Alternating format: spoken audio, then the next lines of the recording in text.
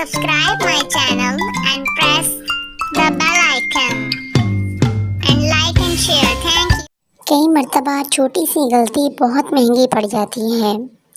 گئے وقتوں میں ایران پر دارا نام کا بہت مشہور بادشاہ حکومت کرتا تھا۔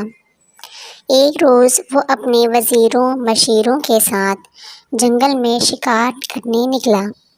شکار کا تعاقب کرتے کرتے بادشاہ بہت دور نکل گیا اور راستہ بھول گیا۔ شام پڑ رہی تھی۔ اب بادشاہ کو بہت پریشانی ہوئی کیونکہ جنگل میں شیر اور سانپ وغیرہ بھی ہوتے ہیں اور وہ بالکل تنہا تھا۔ اس ویرانے میں کوئی انسان بھی نہ تھا کہ اس کی مدد کو آتا۔ ابھی وہ ششوپن میں پڑا گھوڑے سے اترنے ہی لگا تھا کہ دور اسے ایک آدمی آتا دکھائی دیا۔ دارا نے جلدی سے تیر کمان پکڑا اور اس شخص کو دشمن سمجھ کر تیر چلانے ہی لگا تھا کہ وہ شخص زور زور سے التجا کرنے لگا، حضور مجھے نہ ماریے، میں تو آپ کا ملازم ہوں۔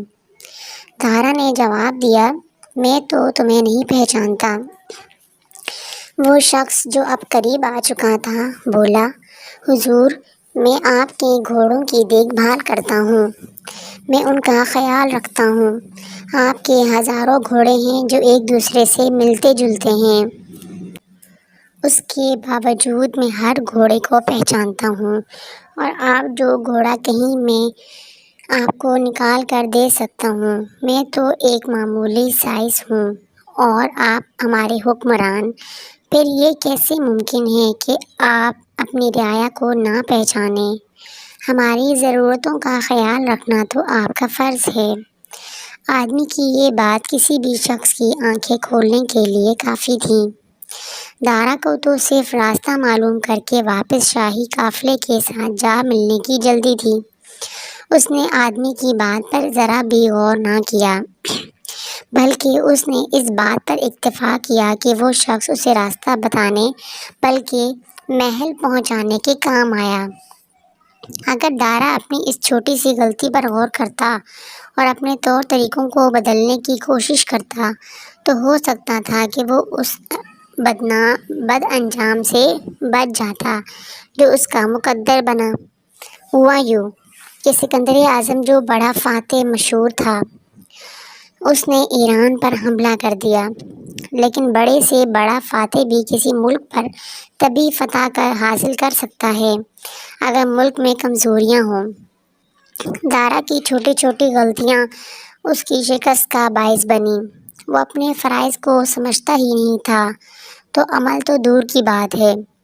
اگر اس نے رعایا کا خیال رکھا ہوتا، ان کی تکالیف کو جانتا اور دور کرنے کی کوشش کرتا تو وہ بھی برے وقت میں اس کا ساتھ دیتے، لیکن اس کی اپنی غفلت اور بے حسی کی وجہ سے اس کے اپنے سپاہیوں نے ہی اسے بڑے بے رحمی سے قتل کر دیا۔